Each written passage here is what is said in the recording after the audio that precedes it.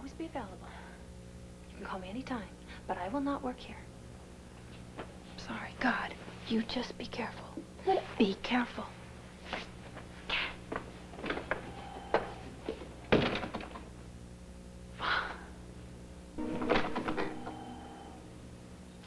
Todd? Look, if this is about your cousin Cassie, forget it, all right? I don't tell you how to run Melodor. Don't you tell me how to run the Sun. Fair enough. If it was a business decision. Or did you fire her because of me? I mean, be honest. Did you fire her to get back at me, to hurt me? Yeah, I think you've been watching too many of those black and white movies late at night. All those nights I was gone, because all I care about is the bottom line. I don't want to get back at anybody. Since when? Fair enough. Look, I think we get along a lot better if you just stick to selling makeup and let me run my paper. Hello, Uncle Todd. Got a minute? Kevin. Oh, yeah. Yeah, I always got a minute for you.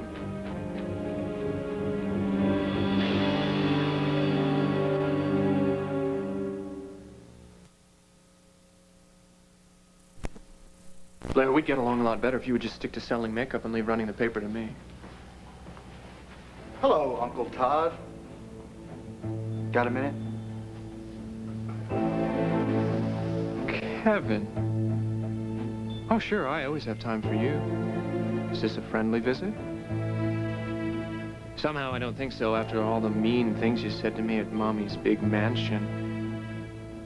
And somehow, I don't think you're here to kiss and make up. So tell me, Kevin, should I be scared?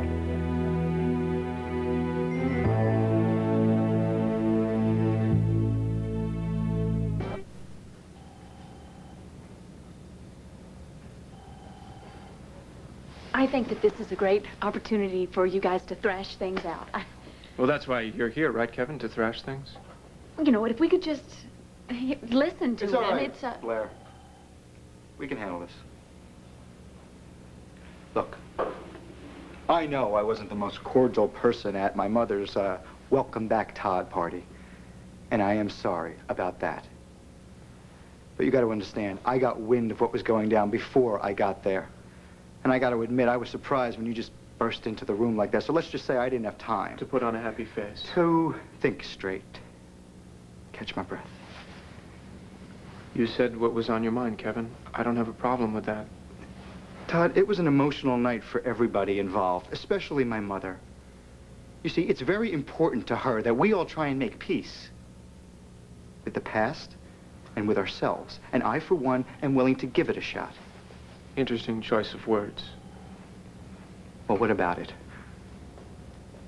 I'll go halfway on this, Todd. I will. But you have got to come out and meet me. And I am sorry, but asking Cassie Carpenter to go scandal hunting through my garbage cans to try and dig up some dirt and then firing her when she says no, that is not letting sleeping dogs lie. That is feeding them raw meat. Cassie came crying to you when I fired her? Absolutely not. I'm here on my own, for my own reasons. Look, Todd, you and I have a past that's like a minefield. We start walking back over that and something is going to blow up. So why don't we just put it behind us? Try and move forward. You drop this campaign against me. Give Cassie her job back. And then you and I will work something out, I'm sure of it. And you get a great reporter back in the bargain. It is a win-win situation. Win-win, I like that. Of course, I'm not worried about a win-lose situation because I'm the one who's winning. Todd. He is, offering an olive branch.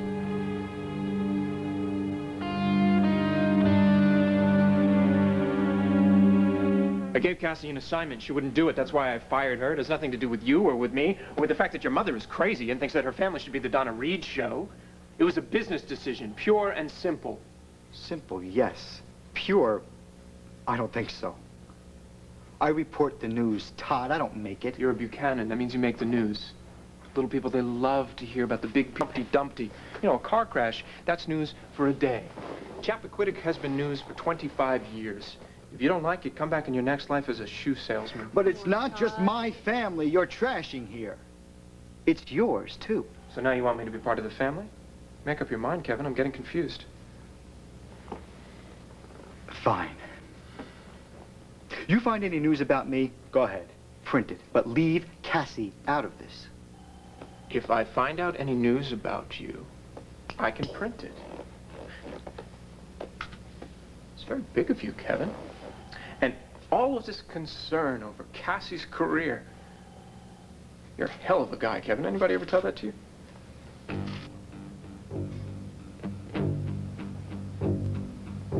She'd do the same thing for me. Oh, yeah. Yeah, I bet you would. Tell me something. Does the Reverend Carpenter know that you're sniffing around his back door?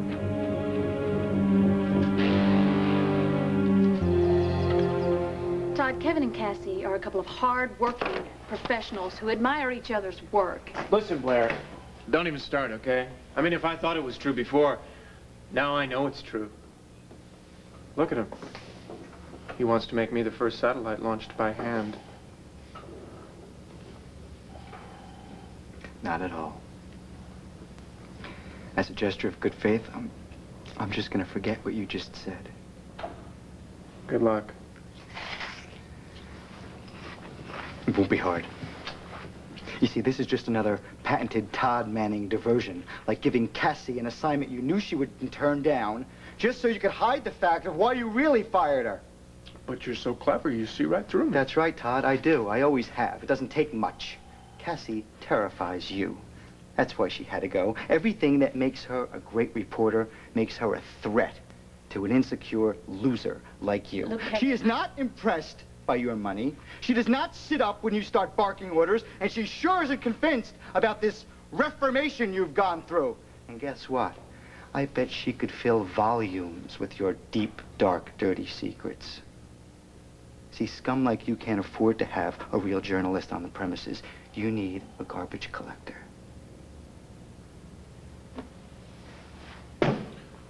We all have our dirty little secrets. I bet I find out yours. And if I have to hire somebody to follow you around or go through your garbage, then I will. Well, that's only fair. Because half the stuff you print is garbage already. So I'll tell you what, Uncle. I'm gonna give you a little gift for the late edition.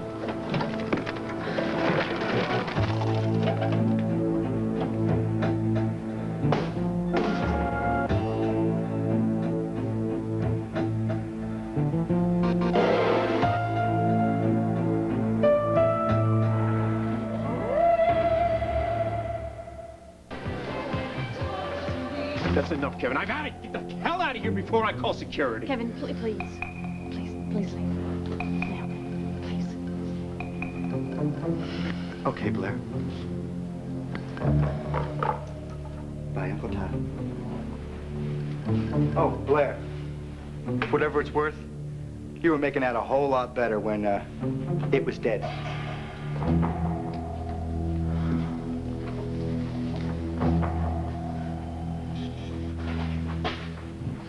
Blair, stop. Stop it. Look, I got a whole building full of janitors. They don't do anything but sleep all day. They'll come up here to clean it up. I don't need my... What are you doing here anyway? Don't you have anything better? Look, you're not going to get rid of me, all right? So stop trying. I have a paper I have to run. Look, would you just stop and listen to me? Stop. Why were you trying to provoke Kevin just now? Don't you dare take Kevin's side in this. I'm not. And I wouldn't. Don't you know what you mean to me? I'm not sure. Todd, I am just trying to point out to you that Kevin was giving you a chance to turn things around, to make peace in our family. I don't care about peace in our family. That's Vicky's little hobby. Look, you saw the way Kevin just... They're all like that. Kevin's the only one who's honest enough to say it. They can't stand us. They never will. To be honest with you, I'm not crazy about them. Look, Todd, we can't think of ourselves now. We have Star. We have a little girl.